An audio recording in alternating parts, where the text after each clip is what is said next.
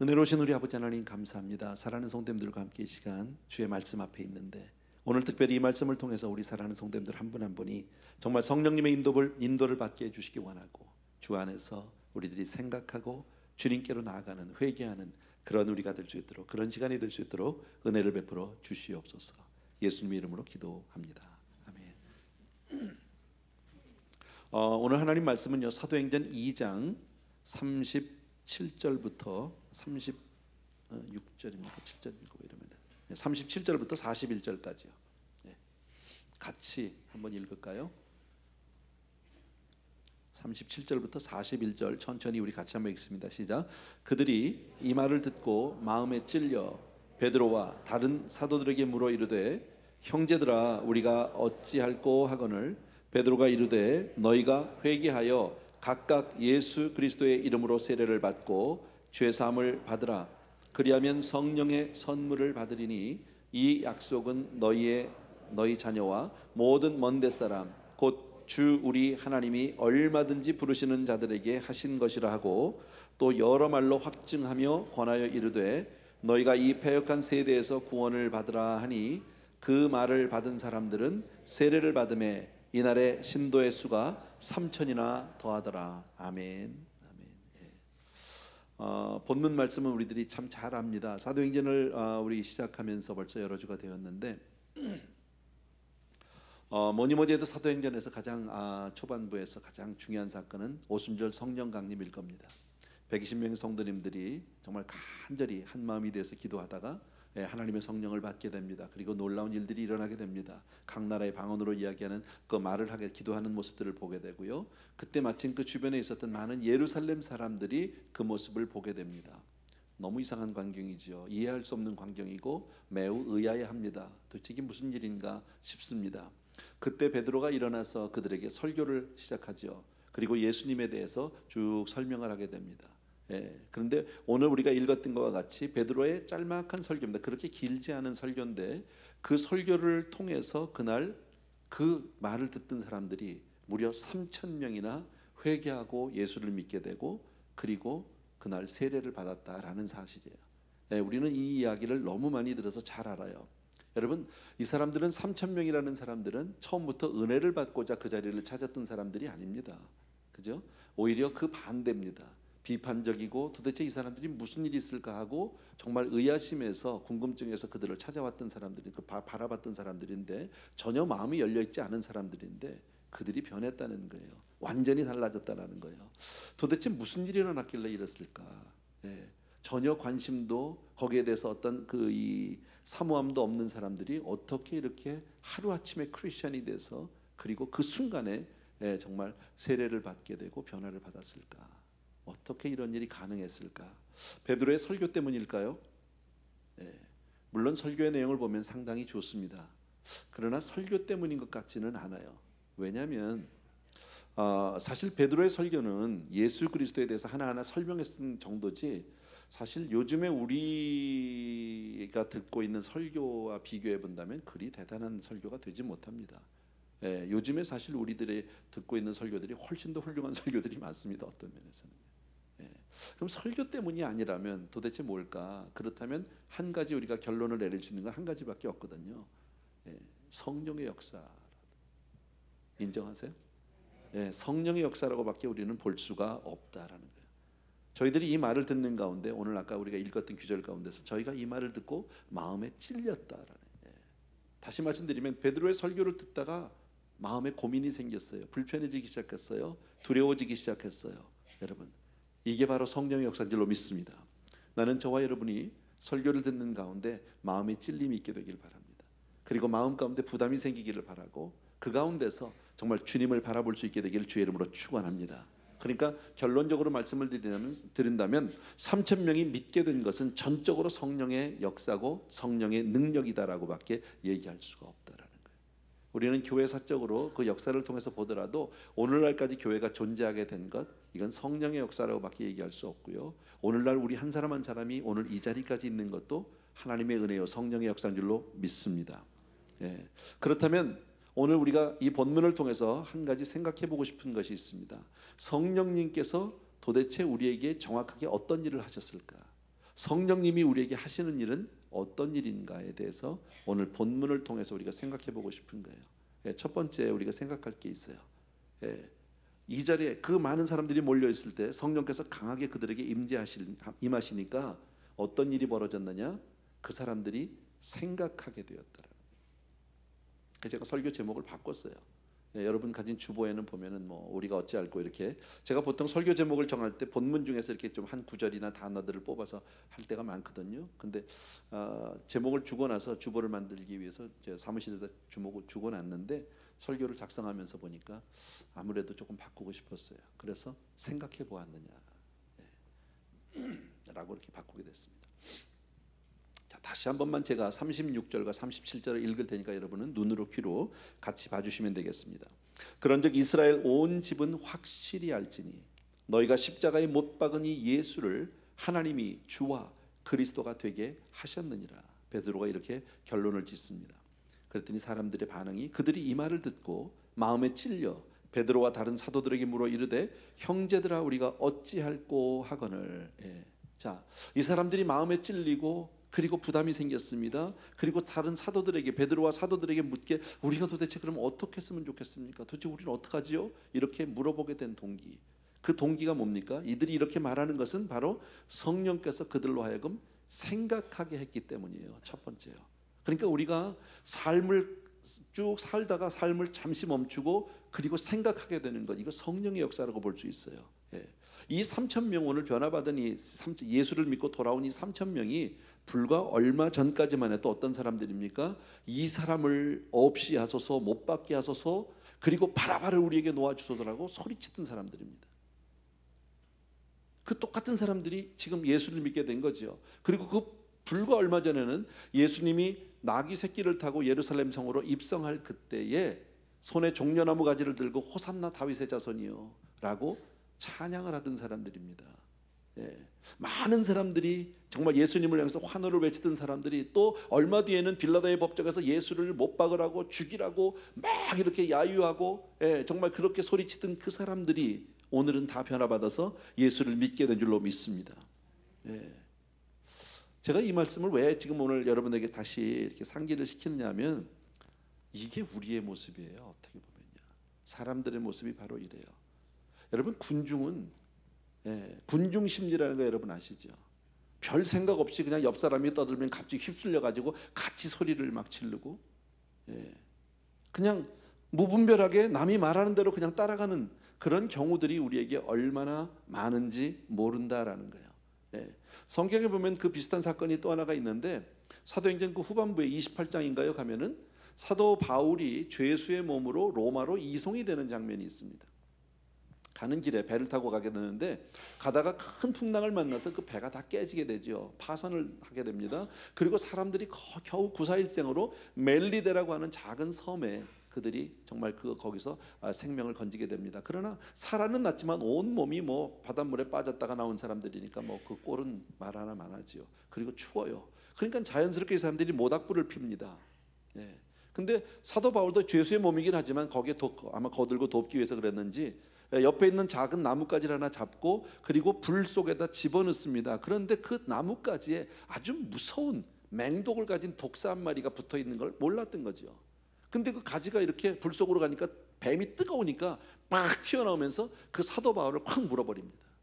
근데 그 장면을 그 주변에 있던 사람들 또 멜리데 섬에 살던 그 토인들이 다 보게 됩니다. 딱 보고 나니까 토인들이 보니까 이거 보통 뱀이 아닌 거예요. 이거 물리면 바로 즉사하는 그런 아주 무서운 뱀인 거예요. 그러니까 사람들이 뭐라고 그래요? 진실로 이 사람은 살인자다. 이 사람이 바다에서는 어떻게 구사일생으로 구원을 얻었는지 모르지만 하나님의 공의가 살지 못하게 하는구나. 결국 죄인은 죄대로 죄값을 받는구나. 이렇게 막 얘기를 합니다. 그리고 이제 바울에 대해서 정죄를 하는데 잠시 후에 시간이 지났는데 바울이 안 죽어요. 쓰러지질 않아요. 그러니까 너무 이상한 거예요. 아니 저 뱀에 물리면 바로 죽어야 되는데 안 죽고 멀쩡한 거예요. 아무렇지도 않은 거예요. 그러니까 사람들이 금방 반응이 바뀝니다. 뭐라고 그러냐면 이 사람은 신이로다. 사람에서 신이 됐습니다. 살인범에서 신으로 변합니다. 근데 그렇게 얘기하는 근거가 뭡니까? 아무 근거가 없습니다. 그냥 사람들이 다 그러니까 떠드니까 그러고 있다라는 거예요. 이게 대중이고 이게 군중이고 이게 우리의 모습이에요. 예. 우리가 얼마나 생각이 없이 살아가고 있는지 몰라요, 여러분. 오늘날 우리도 마찬가지인데 왜 우리 이런 말 있잖아요. 예, 나라를 떠나서 해외에 살면 다 애국자가 된다. 그렇죠? 우리도 이렇게 나라를 떠나 조국을 떠나 사는 사람들이니까 내 나라에 대해서 좋은 소식들이 들리면 참 좋습니다. 예, 아무리 우리가 미국 시민권을 가지고 있는 것 같아도요, 축구할 때 봐요. 어디 응원해요? 그죠? 보통 때는 뭐 미국이 어쩌고저쩌고 하는데요. 예, 미국하고 한국하고 축구하면 누구 응원하냐고. 그죠? 그럴 수밖에 없어요. 한국에서 뭐 자동차가 잘 팔린다, 뭐가 잘했다, 무슨 뭐 냉장고가 잘 팔린다, 그럼 괜히 좋아지잖아요. 예, 한국 사람이 뭐 유명한 사람이 나왔다 그럼 너무 좋잖아요, 우리가. 예, 그런 마음이 있는데 참 안타까운 것은 바로 뭐냐면 우리가 미국에 살면서 참 우리가 안타까워했던 일이 하나 있었죠. 불과 몇 년 전에 광우병 파동이 있었어요. 한국에서 그 시위가 대단했던 걸 우리가 매스컴을 통해서 알아요. 시청 앞 광장에서, 광화문에서 막 청와대를 향해서 막 사람들이 몇 날 며칠을 모여서 막 촛불을 들고, 심지어는 엄마들이 막 유모차까지 끌고 나와서 막 했잖아요. 그리고 그 미국 수입 소고기 먹으면 다 죽는다고. 그랬더니 또 거기에다 또 한마디 한 게 어떤 배운지 하는 여자가 또 나와가지고 내가 그 소고기를 먹느니 청산가리를 먹겠다. 아주 극단적이야, 사람들이 보면요. 예. 그랬더니 막 그분은 또 국민적인 어떤 무슨 영웅 대접을 받고 뭐 이랬던 시절들이 있습니다. 참 그 시절에, 그때 불과 몇 년 전인데 그때 참 우리는 참 마음이 안 좋았어요. 왜냐면 우리 다 그거 먹고 사는데 아무렇지도 않은데. 예, 근데 나중에 다 밝혀진 거지만 광우병이라는 거에 대해서 어떤 근거가 없잖아요. 그렇게 사람들이 나와서 막 떠들 때 아무런 근거가 없이 그냥 남이 떠드니까 옆 사람이 그러니까 같이 와와 했던 거 아닙니까?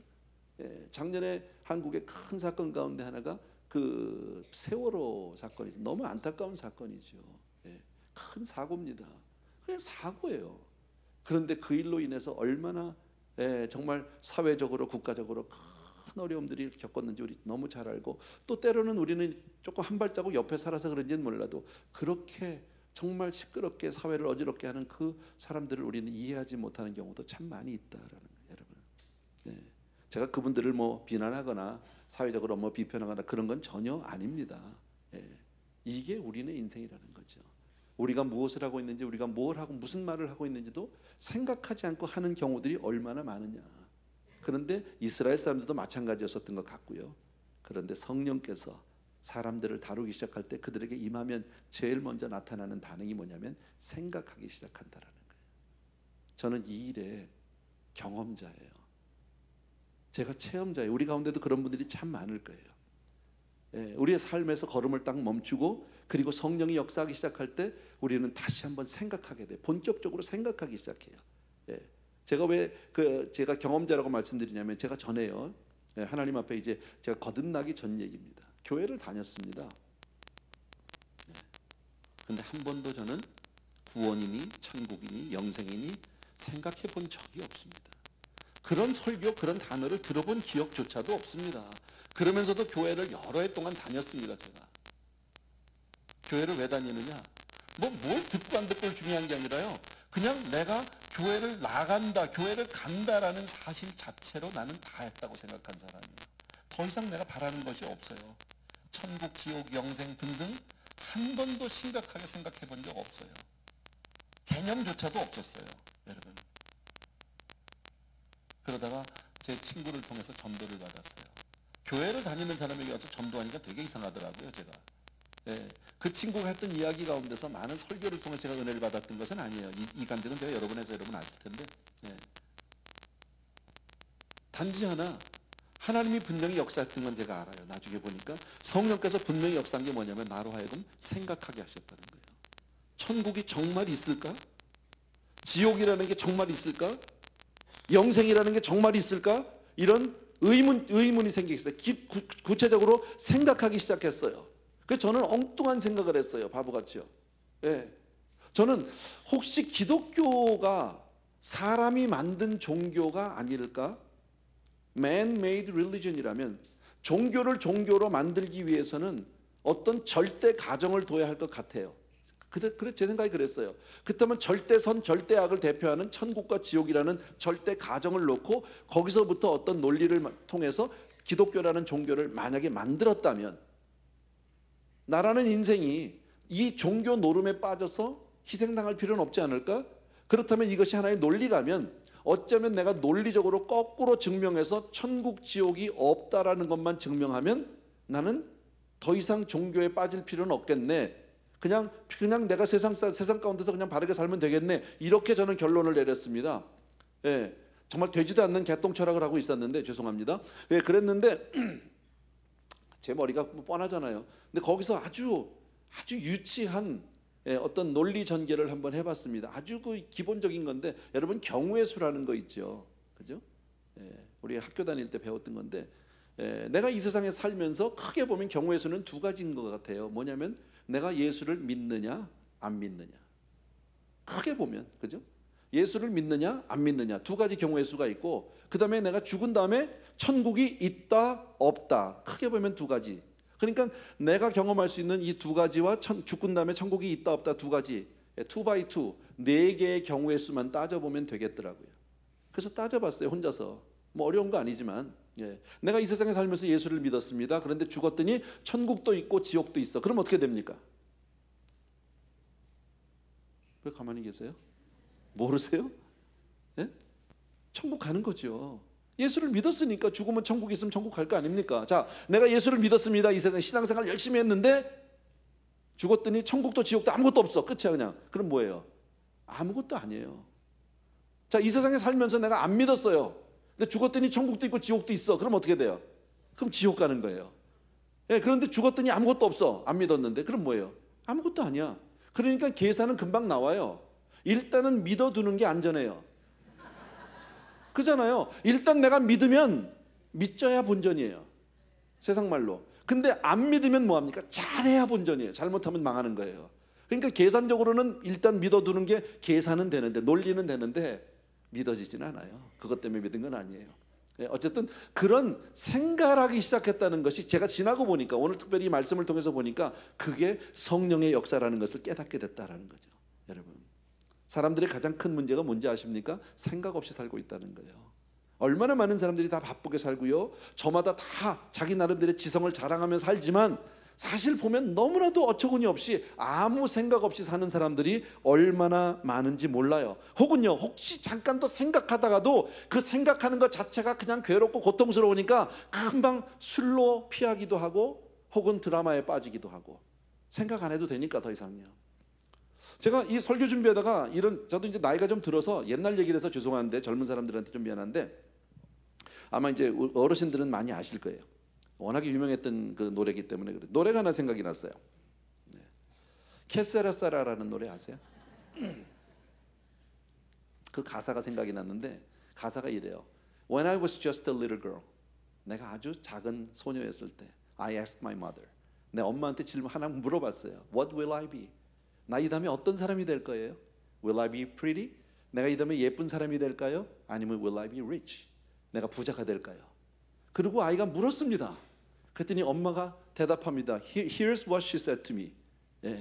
케세라세라야. Future's not out to say. 미래에 대해서는 우리가 상관할 바가 아니니까 될 대로 그냥 생각 없이 살라고 얘기야. 가사가 우리가 얼마나 즐겨 부르던 노래입니까? 얼마나 많은 사람들이 사랑했던 노래인데 가만히 내용을 생각해 보니 갑자기 떠올랐는데 보니까요, 아이는 기껏해서 내가 뭐 어떤 사람이 되겠냐고 생각하면서 물어보는데 엄마가 하는 대답이 뭐예요? 그따위까 생각하지 말고 그냥 살아 이 자식아, 이거야. 안 그래요? 이게 세상이라는 거예요. 여러분, 얼마나 많은 사람들이 그렇게 살아가고 있는지 몰라요. 그런데 성령님이 우리에게 임하실 때, 성령님이 우리에게 역사하실 때 우리로 하여금 생각하게 하시는 줄로 믿습니다. 그런데 뭘 생각하게 합니까? 성령께서 예루살렘에 많은 사람들이 있을 때 그들에게 임하셔서 그들에게 무엇을 생각하게 하셨습니까? 나 자신이 아닌 예수 그리스도를 생각하게 한 줄로 믿습니다. 예루살렘 사람들이 자기를 생각한 게 아닙니다. 얼마나 많은 사람들이 자기 생각을 하고 사는 사람은 참 많습니다. 그러나 예수님을 생각하는 건 너무너무 중요하다라는 거예요. 예수님을 생각할 때 놀라운 변화가 일어나는 줄로 믿습니다. 그리고 조금 더 구체적으로 나가면 예수 그리스도와 나 자신과 개인적으로 어떠한 관계가 있는지를 생각하게 됩니다. 이게 성령의 역사입니다. 물론 성령의 역사 가운데는 뭐 화끈하게 뜨거워지는 것도 있고 뭐 몸이 떨리는 것도 있고 뭐 환상을 보는 것도 있고 뭐 여러 가지가 있을 수 있지만 그런 것들은 아주 지엽적인 문제고 늘 있는 이야기가 아닙니다. 그러나 성령의 역사 가운데 가장 먼저 있는 일이 뭡니까? 우리로 하여금 예수 그리스도를 생각하게 하는 거예요. 나는 왜 제가 이 말씀을 오늘 이렇게 드려야 하느냐면, 얼마 전에 제가 우리 성도님 중에 한 분을 만났습니다. 저희 교회를 적어도 한 3, 4년 이상 다녔던 분입니다. 이런 얘기 저런 얘기 하다가 제가 깜짝 놀란 거예요. 속으로 너무 많이 놀랐습니다. 왜 놀랐느냐? 구원에 대해서, 영생에 대해서 전혀 개념조차도 없더라는 거죠. 내가 하는 일이 뭔데요? 목사가 하는 일이 뭔데요? 한 영혼을 주님 앞으로 인도하고 정말 영생을 얻게 하는 것이 내가 당연히 해야 할 일임에도 불구하고 성도님에게는 그러한 개념조차 주지 못했다는 게 얼마나 저로 하여금 부끄럽게 했는지 모릅니다. 얼마나 속이 상하고 답답했는지 모릅니다. 여러분, 이 많은 사람들이 베드로가 서서 그들을 향해서 설교할 때 그 설교를 통해서 정말 예수가 자기들과 얼마나 중요한 관계가 있는지를 깨닫게 되었더래. 갑자기 깨닫게 되었어요. 한 번도 생각하지 않았어요. 그 예수를 못 박으려고 했던 사람들입니다. 예수에 대해서 관심하지 않았던 그 사람들이 지금요, 그 설교를 듣는 가운데 성령께서 역사하시고 나니까, 아, 예수님하고 나하고 관계가 있구나, 이것을 깨닫게 됩니다. 여러분, 이 예수와 나와의 개인적인 관계를 깨닫지 못하면 절대 크리스찬이 되지 못합니다. 그리스도인이 되기 위해서는 반드시 이 과정을 거치지 않으면 안 됩니다. 베드로가 오늘 한 얘기가 뭡니까? 예수가 주와 그리스도가 되게 하셨다. 누가요? 하나님께서. 예수가 주와 그리스도가 되게 하셨다. 이 얘기를 여러분 예루살렘 사람들이 들었는데 그게 딱 깨달아지면 어떻게 됩니까? 큰일 났네. 생각해 보세요. 자기들이 못 박았어요. 자기들이 못 박으려갔어요. 예수에 대해서 아무런 의미를 두지 않았어요. 저런 사람 하나 죽어도 아무 상관없다고 생각했는데 베드로의 설교를 듣다 보니까 큰일 났네. 그분이 그리스도시네. 그분이 하나님이시네. 그러면 결국 나는 하나님을 못 박은 사람이 되어버리고 말았네. 하나님을 대적하고 말하는 거예요. 얼마나 무서운 겁니까, 여러분? 지금까지요, 만약에 여러분이 예수 그리스도가 어떤 분이신지에 대해서 관심이 없었다면, 여러분이 인정하든 인정하지 않든 여러분은 예수님을 부인한 사람입니다. 거부한 사람입니다. 아무것도 하지 않고 난 그래도 착하게 살았어요, 열심히 살았어요, 바르게 살았어요, 마찬가지예요. 역시 예수님을 거부한 거예요. 예수 그리스도가 필요하다는 것을 깨닫지 못하는 것보다 더 큰 죄는 없다라는 거예요. 죄라는 개념을 잘 아셔야 합니다. 죄는요, 우리가 생각하는 어떤 도덕 윤리적인 개념 그 이상일 거예요. 성경에서 우리에게 죄를 말하는 것은 하나님이 있으면 선이고 하나님이 없으면 죄예요. 아들이 있으면 영생이 있고 아들이 없으면 영생이 없는 거예요. 간단한 거예요. 여러분, 세상에서 말하는 도덕 윤리의 개념보다는 훨씬 더 높은 이야기를 지금 하고 있다라는 거예요. 여러분, 꼭 기억해 주셔야 합니다. 성경에 보면 많은 사람들이 나오는데 복음서에서 가장 희망이 없는 사람들은 세리가 아니에요. 죄인이 아니에요. 강도가 아니에요. 가장 희망이 없는 사람들은, 소망이 없는 사람은 바로 바리새인들이에요. 하나님을 필요로 하지 않는 사람, 예수 그리스도를 거부하는 사람. 여러분, 예수를 거부하는 것은 곧 하나님을 거부하게 되는 줄로 믿습니다. 다시 한번 말씀드립니다. 베드로는 이렇게 얘기합니다. 예수님을 주와 그리스도가 되게 하신 분은 하나님이시다. 아멘입니까, 여러분? 그것이 오늘 설교에서 얘기한 거예요. 오늘 본문, 우리가 읽었던 본문에서 베드로가 한 얘기예요. 예수 그리스도를 주와 그리스도가 되게 하신 분은 하나님이시다. 하나님. 사람이 그렇게 한 것이 아니다. 여러분, 예루살렘 사람들이 이 이야기를 듣는 가운데 깨달음이 온 거죠. 큰일 났다는 거죠. 아까 그래서 마음이 찔린 거예요. 마음이 찔렸다는 얘기는 뭐예요? 내가 죄인이라는 것을 깨달은 거죠. 두려움이 생긴 거죠. 문제가 생긴 거죠. 예. 왜 이 사람들의 마음에 두려움이 생기고 깨달음이 생깁니까? 생각했기 때문이에요. 처음 듣는 얘기일까요? 아니요. 그렇게 교회를 나와서 많은 설교를 들었는데요, 생각 없이 들으면 아무것도 찔리지 않아요. 한 번도 부딪히지 않아요. 이게 무슨 얘기인가? 나하고 무슨 관계가 있는 것인가? 분명히 여러분들이 거기에 대해서 부딪힘이 있어야 돼요. 개인적으로. 그렇지 않으면 크리스찬이 될 수 없어요. 여러분은 절대 그렇지 않으면요, 교회를 나오면 나올수록요, 자기 의만 쌓여요. 내가 그래도 교회 몇 년 다녔어, 내가 설교 수없이 들었어, 성경 몇 번 읽었어. 100번 1000번 읽어도요, 예수 그리스도 앞에서 내 자신을 발견하지 못하고 죄인됨을 깨닫지 못하면 크리스찬은 아니에요. 구원하고는 상관없는 사람이에요. 여러분은 여러분 스스로에게 이런 질문들을 해보신 적이 있습니까? 나는 예수 그리스도에 대해서 생각해 본 적이 있는가? 나는 그분에 대해서 얼마나 관심을 하고 있는가? 인생은 어디서 와서 어디로 가는가? 인생은 이 땅에서 얼마나 사는 것인가? 그 위에 죽음 이후에는 어떤 일이 있을 것인가? 나는 정말 하나님 앞에 설 수 있는 사람인가? 예수 그리스도는 누구신가? 이런 질문들을 만약에 여러분이 하기 시작했다면 성령께서 여러분에게 역사하고 계시다는 사실을 믿으셔야 합니다. 이건 성령의 역사가 아니면 생각하지 않아요. 제가 아까 그랬잖아요. 저 교회를 수년 다녔어요. 한 번도 생각해 본 적 없어요. 관심도 없었어요. 교회 나가면 되는 거예요. 그냥 갔다 온 거예요. 누가 물어보면 나 다 크리스천이라고 얘기했고요. 교회 다닌다고 얘기했고요. 직분도 얘기했지만 그러나 주님하고 나하고는 아무 관계가 없었어요. 여러분이 진실되게 이런 질문들을 자기 스스로에게 하기 시작하면 나타나는 반응이 뭐냐? 내 자신의 죄에 대해서 깨닫게 돼요. 컨빅션. 이것을 가지고 그리스도가 정말 필요하다고 느끼게 된다. 내 자신이 스스로 죄인됨을 고백하고 깨닫게 되면요, 그 다음에는 예수님이 필요하지 않을 수가 없어요. 예수님이 오신 것이 바로 나 때문이라는 사실을 그때서 발견하게 됩니다. 깨닫게 됩니다. 그리고 정말 이 모든 사람을 위해서 예수 그리스도가 구원자로 오신다는 사실을 분명히 알게 됩니다. 그런데 왜 사람들은 이것을 생각하지 않을까요? 영적인 무지와 무관심입니다. 몸은 교회에 와 있을지 모르지만 무관심한 사람들이 얼마나 많은지 모릅니다. 성경은 들고 다니지만 거기에 대해서 무지한 사람들이 얼마나 많은지 모른다라는 거예요. 여러분, 생각해 보세요. 여러분, 세상이 어떻게 만들어졌습니까? 생각해 본 적 있으세요? 구체적으로 정말 이 세상은 어떻게 생겨났을까? 사람은 어떻게 만들어졌을까? 또 오늘날도 이 우주는 어떻게 해서 이렇게 유지되고 있을까? 여러분, 우주에 있는 모든 그 별들이 다, 항성들이 다 움직이고 있고 다 돌고 있어요. 하나도 가만히 있는 게 없어요. 지구도 자전과 공전을 하고 있고 그 주변에 달은 또 돌고 있고 지구는 그 태양계를 또 돌고 태양계는 또 다른 은하계를 돌고 있고 뭐 이런 얘기는 우리 너무 많이 배워서 하는데요. 근데 이 주기가 한 번도 변하지 않아요. 지구는 36.5도 기울어져 있어요. 그죠? 기울어져 있는데 이 기울어져 있는 도수가 한 번도 변하지도 않아요. 더 세워지지도 않고 느려지지도 않아요. 신기하지 않으세요? 해는 동쪽에서 떠서 서쪽으로 져요. 서쪽에서 떴다 동쪽으로 지는 법도 없고 남쪽에서 떴다가 서쪽으로 지는 법도 없어요. 이상하잖아요. 봄, 여름, 가을, 겨울, 가을은 물론 LA 사니까 우리는 그런 사계절의 구분은 좀 없지만 그러나 일반적으로 봄, 겨울, 가을, 뭐 보름 이렇게 왔다 갔다 하는 거 없어요.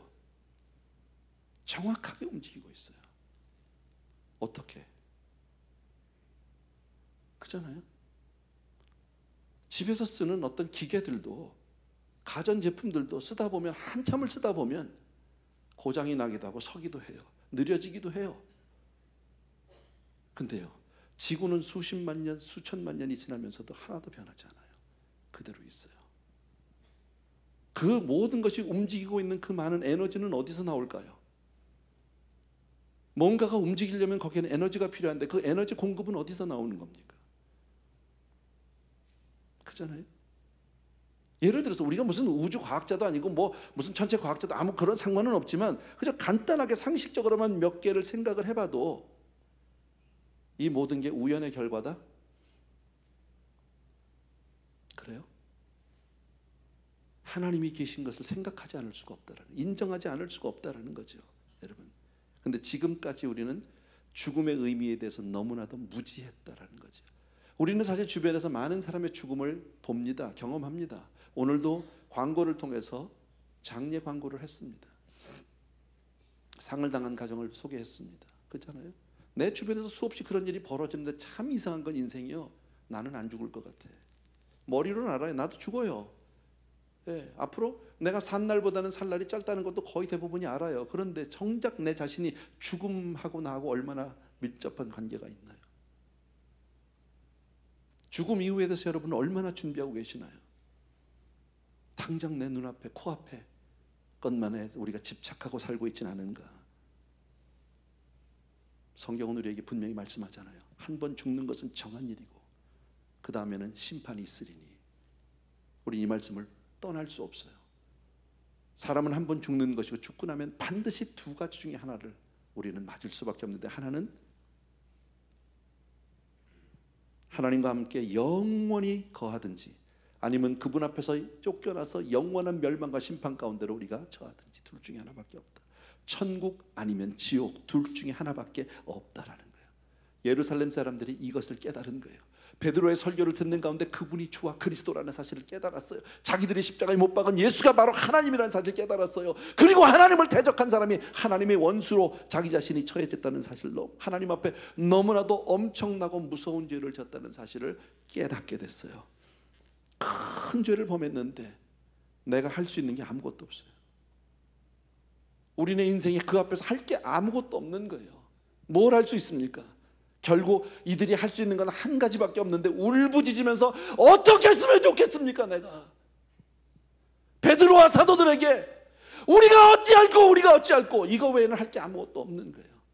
여러분, 이렇게 나갈 때 하나님이 그 울부짖음을, 그 기도를 들어주시는 줄로 믿습니다.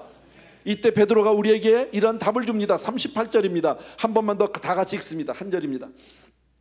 38절이요. 시작. 너희가 회개하여 각각 그리스도 세례를 받고 죄사함을 받으라. 그리하면 성령의 선물을 받으리니. 한 번만 다시요. 베드로가 이르되 너희가 회개하여 각각 예수 그리스도의 이름으로 세례를 받고 죄사함을 받으라. 그리하면 성령의 선물을 받으리니. 첫 번째가 뭡니까? 회개다라는 거. 우리 너무 잘 아는 내용입니다. 회개, 아무것도 숨김없이 솔직하게 고백하고 내 자신을 하나님의 자비와 사랑 앞에 내어놓고 도와달라고, 살려달라고 외치는 게 회개예요. 나의 오만함과 나의 죄악됨과 나의 교만함과 나의 그 타락함을 하나님 앞에 있는 그대로 내놓고 살려달라고 몸부림치는 게, 그게 회개인 줄로 믿습니다. 손만 조금 내밀고 봐주실래요? 이게 아니에요. 내 전인격이 달려나가야 하는 거예요. 하나님 앞에 철저하게 엎드려서 정말 어떤 변명이나 핑계도 할 수 없지, 그렇게 부르는 거예요. 그것을 성경에서 뭐라 그러느냐? 여호와의 이름을 부르는 것이라고 얘기합니다. 그것을 성경에서 주의 이름을 부르는 것이라고 얘기합니다. 주의 이름을 부른다는 것이 요에서에서 얘기하죠. 누구든지 여호와의 이름을 부르는 자는 구원을 얻으리니, 주의 이름을 부르는 자는 구원을 얻으리라. 믿으시면 아멘. 여기서 얘기하는 주의 이름을 부른다는 것은 옆집 아저씨 이름 불러서 주님 주님 이름만 부르는 것이 아니라 그 주여라고 부르는 그 부름 앞에 안에는 나의 죄인됨과 나의 타락함과 나의 부정함과 나의 무지함과 나의 이 큰 범죄함을 하나님 앞에 내려놓고 살려달라고 하는 그런 간절한 외침, 회개다. 아멘입니까 여러분? 그게 진정한 회개인 줄로 믿습니다. 우리가 하나님 앞에 진정한 회개로 하는 그 순간에 하나님은 우리를 돌아보시고 바로 우리에게 말씀해 주세요. 오래 안 걸립니다. I guarantee. 제가 약속할 수 있습니다. 경험입니다. 제가 하나님 앞에 이렇게 매달려 본 적이 있었기 때문에, 우리 가운데 많은 분들이 있을 겁니다. 해보니까 오래 안 걸려요. 그렇게 하나님 앞에 매달려 살려달라고 했더니 불과 몇 분 안 됐는데 바로 오셨어요. 그리고 나에게 말씀하시더라고요. 음성으로 들은 건 아니지만 가슴으로 올려온 말씀이 있었어요. 내가 너를 위해서 하나밖에 없는 아들 예수 그리스도를 보냈다는 거예요. 그리고 너의 모든 죄를 그에게 옮기셨고 그가 십자가에서 내 죄를 다 사했다는 거예요. 믿으라고요. 그리고 감사하라고요. 그리고 오직 믿음으로 굳건히 살라고 그렇게 말씀해 주셨어요. 믿습니까 여러분? 예. 여러분, 그 말씀을 받고 나면, 그게 확인이 되고 나면요, 그 다음 우리의 반응은 너무나도 자연스럽게 내 자신과 삶을 주님께 드릴 수 있어요. 여러분, 우리가 완전히 헌신해서 다 선교사 목사가 되라는 뜻 절대 아닌 거 여러분 아시고요. 어떤 희생이 따르더라도 어떤 경우에도 주님 앞에 내 삶을 복종시키고 쳐서 하나님 앞에 무릎 꿇게 할 수 있어요. 자연스러운 거예요. 어려운 게 아니에요. 저는 그 말씀을 오늘 마지막 부분에 있는 이야기로 여러분과 말씀드리고 마치려고 합니다. 오늘 예루살렘에 3,000명의 사람들이 그 말씀을 듣고 찔림이 있었습니다. 우리가 어찌할꼬 형제들아. 그리고 나서 세례를 받았습니다. 회개하여 예수 그리스도를 믿고 그리고 영접하고 그리고 나서 세례를 받았는데 3,000명이 세례를 받았다는 거죠. 여러분, 예루살렘의 새신자들이 세례를 받는 일은, 이거는 엄청난 사건이에요. 우리가 요즘에 세례 받는 것과 같이 생각하면 큰 오산이에요. 그 당시에 여러분, 그 배경을 우리가 어느 정도 짐작하고 있거든요.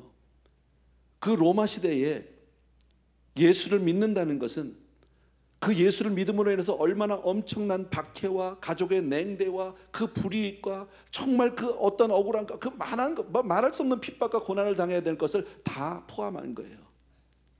그 세계에서 세례를 받는 거예요. 여러분, 세례가 뭐예요? 수없이 말씀드렸어요. 세례는 나의 옛사람은 죽고 이제 죽는 거예요. 세례는 영적인 장례식이에요. 죽고 그리고 이제는 그리스도께서 살리시는 새 생명으로 살겠다는 내 신앙 고백인 거예요. 우리 교회는 장로교단이에요. 그럼에도 불구하고 제가 우리 교회에서 세례할 때 꼭 침례를 해요. 내가 뭐 침례교가 더 좋아서 그러는 것도 아니고요. 교단 뭐 교리가 아니라 우리 교리 안에는 분명히 침례라고 안 하고 적세례라고 얘기를 해요. 물을 떠서 우리 유아 세례하듯이 이렇게 성부와 성자와 성령 이름을 세례를 주노라 그거 하는 거예요. 다르지 않 의미는 같지만 제가 침례를 고집하는 이유는 한 가지예요. 성도님들에게 확실한 믿음을 주고 싶은 거예요. 경험을 주고 싶은 거예요. 정말 할 수만 있으면요, 내 마음 같아서는 물속에 한 5분씩 넣었다 뺐으면 정말 좋겠어요. 정말 반쯤 거반 죽었을 때 꺼내놓고서는 다시 살려놓고 그러고 할렐루야 했으면 정말 좋겠는데, 그렇게 하면은 성도님들이 너무 힘들 것 같아서 마음이 약해서 그렇게는 못하지만 사실 의미는 그래요. 실제로 많은 사람들은 예수를 믿음으로 그 당시에 세례를 받음으로 인해서 죽음을 당했고 얼마나 많은 고통과 형벌이 그들을 따랐는지 몰라요. 얼마나 많은 크리스천들이 예수 믿는 데는 한 가지 이유 때문에 순교를 했는지 몰라요. 그런데 그 사람들이 아까도 말씀드렸듯이 그들이 3,000명이 되는 그 사람들은 예수 믿는 120문도가 성령 받는 그것이 부러워서 사모해서 나도 은혜 받고 싶어서 왔던 사람들이 전혀 아니에요. 오히려 비판적이고, 그죠? 오히려 부정적이고 그분들과는 정반대에 있는 사람들인데, 이들이 예수를 믿게 돼서 깨달으니까, 성령의 역사로 생각해 보니까, 정직하게 내 삶을 놓고 하나님 앞에서 내 삶을 비춰보니까, 여러분 주 앞에서 내 삶을 정직하게 내려놓으면 죄인이 아닌 사람이 아무도 없어요. 하나님 앞에서 의롭다 자가 아무도 없어요. 의인은 없나니 하나도 없다는 말씀을 철감하게 돼요. 그리고 나면 뭐예요? 살려달라고, 도와달라고, 우리가 어찌할꼬 나올 수밖에 없는데, 여러분 어떤 불이익이 있다 할지라도 믿음으로 새로 거듭나는 것보다 더 소중한 것이 없는 줄로 믿습니다. 그래서 이 사람들이 개념하지 않는 거예요. 상관하지 않는 거예요. 남들이 뭐라고 할지, 내가 어떤 불이익이 앞으로 찾아올지 상관없이 여러분 그냥 세례를 받는 거예요. 이게 크리스천이에요. 그래서 예수를 믿고 영적으로 거듭난 사람은 어떤 경우에도 어떤 사람 앞에서도 주는 그리스도시요 살아계신 하나님의 아들이시니다, 참된 고백이 나오게 되는 줄로 믿습니다. 여러분 이것이 초대교회의 시작이에요. 이게 신앙의 결국이 아니에요. 사도행전 이제 우리 2장 막 시작했어요. 그잖아요. 오순절 성령 강림 이후에 첫 번째 설교와 더불어서 성도님들이 3,000명이 돌아오는 이야기를 오늘 하고 있는데, 이게 교회의 시작이에요. 나는 우리 성도님들 가운데 다른 건 몰라도 모든 사람들이 하나님 앞에 죄인됨을 깨닫고 회개하고 하나님의 은혜를 받게 되길 주의 이름으로 축원합니다. 다른 건 몰라도 천국은 가야지요. 다른 건 몰라도 영생은 얻어야지요. 아멘입니까? 예, 그런 역사가 여러분 한 분 한 분에게 있게 되길 바라고, 그 첫 걸음은 생각하는 거예요. 생각해 보셔야 해요. 생각날 때까지 기다리지 마시고, 오늘 이런 설교를 통해서 여러분들이 들으셨으면요, 생각하게 되기를 바랍니다. 구체적으로 내 삶을 놓고 생각하고, 생각이 잘 안 되거들랑 교역자들에게 찾아오세요. 도와달라고 하세요. 장로님들에게 찾아가세요. 도와달라고 하세요. 여러분 다른 건 못해도요 구원은 얻어야죠. 아멘입니까 여러분? 네, 눈을 조용히 감으시고 찬송가를 하나 같이 드리고 싶은데, 우리가 다 아는 찬송가예요. 눈을 그냥 감으세요. 나 주의 도움 받고자 주 예수님께 빕니다 하는 찬양인데, 우리 1절만 눈을 감으시고 내 자신을 하나님 앞에 그렇게 구하는 의미로 같이 한번 찬양 드리겠습니다. 나 주의 도움 받고자, 나 주의 도움 받고자 주 예수님께 빕니다. 그 구원 허락하시사 날 받으옵소서.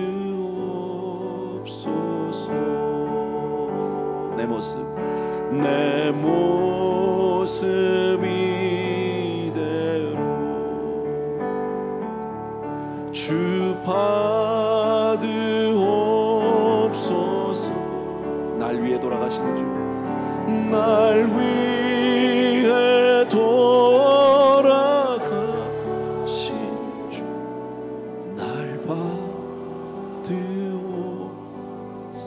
한 번만 더 내 모습 이대로, 내 모습 이대로 주 받으옵소서.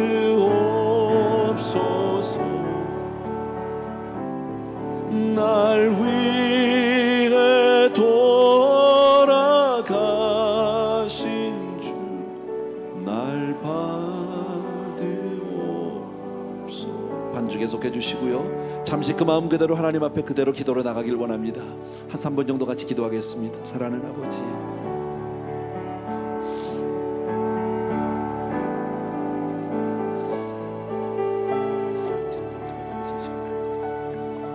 우리 귀한 성도들 가운데 단 한 사람도 구원받지 못하는 사람들을 도와주시기를 원합니다. 아버지 하나님, 주의 은혜 가운데 모두가 다 하나님 앞에서 내 세상을 바라보게 도와주시기를 간절히 소원합니다.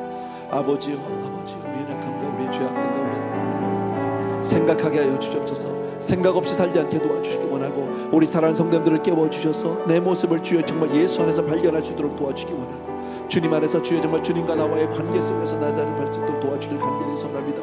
나름대로 열심히 살았습니다. 착하게 살았습니다. 아버지 하나님의 노력하며 살았고, 다른 사람들의 해코지하지 않고 사는 걸로 우리는 만족하고 살 때가 얼마나 많은지 모릅니다. 내 모습을 바라보고 하나님 앞에 괜찮다고 얘기할 때가 얼마나 많은지 모릅니다. 그런 아버지 하나님, 주는 그리스도시요 살아계신 하나님의 아들이시라는 그 놀라운 아버지 하나님의 주 고백 앞에서 우리의 모습을 내려놓게 도와주시기를 원하고, 아버지 하나님, 주여 정말 예루살렘 사람들이 오늘 이처럼 아버지 그들이 정말 성령 안에서 회개하고 깨닫게 된 것처럼 우리도 깨닫게 하여 주시옵소서. 우리 성도님들이 그렇게 아버지의 변화받게 도와주기 원하고, 이 자리에 있는 모든 사랑하는 성도님들 한 분 한 분이 다 아버지 하나님 성령 안에서 거듭나게 도와주시기를 원하고, 주여 정말 새 생명으로 달라지게 도와주기 원하고, 3,000명의 역사가 우리에게도 있게 도와주기를 간절히 소원하고, 모두가 다 구원받고 아버지 회개하는 역사가 일어나게 도와주기를 간절히 소원합니다. 오 할렐루야. 참으로 고마우신 아버지, 능력의 우리 아버지 하나님, 주님께서 우리 사는 성도들에게 오늘도 기름 부어주시고 축복하여 주시기를 원합니다. 말씀하여 주시기를 원합니다. 은혜의 주님, 능력의 주님, 주님께서 우리 사는 성도들 아버지, 오늘도 이 시간 우리가 정말 주님 앞에 그렇게 아버지 정말 살아있게 도와주시고 오 할렐루야. 자리에서 조용히 일어나시면서 우리 다시 한 번만 내 모습 이대로, 내 모습이 주 받으옵소서. 날 위해 돌아가신 주, 날 위해 돌아가신 주 날 받으옵소서. 아버지, 은혜로우신 우리 아버지 하나님, 종이 이 시간 하나님 앞에 간절히 간구합니다. 우리 귀한 성도님들 가운데 단 한 사람도 아무 생각 없이 살다가 아버지 하나님 이 구원의 은총을 놓치는 자가 없도록 도와주시기 원하고, 각자가 하나님 앞에서 내 모습을 발견하고 생각하여 정말 죄인됨을 깨닫고 하나님 앞에 회개로 나아가게 하여 주시기 원하고, 그래야 성령을 선물로 받는 그런 놀라운 축복 은혜 있게 하여 주시옵소서. 예배를 통해서 하나님 다시 한번 우리의 마음에 아버지의 큰 두드림을 주시니 감사하고, 우리 사랑하는 성도님들 귀한 예물들을 정마다 정성껏 준비해서 주께로 올리는데, 이것이 우리의 고백이요, 이것이 우리의 삶이요, 이것이 우리의 정말 아버지의 전심입니다. 아버지요, 우리 귀한 성도님들을 받아 주시옵소서. 이제는 우리 주 예수 그리스도의 은혜와 하나님 아버지의 그 무한하신 그 사랑하심과 성령님의 생각하게 하시고 기름 부어주시는 놀라운 은혜가 이 자리에 있는 모든 사랑하는 성도님들을 위해 이제로부터 영원토록 함께 계실지어다.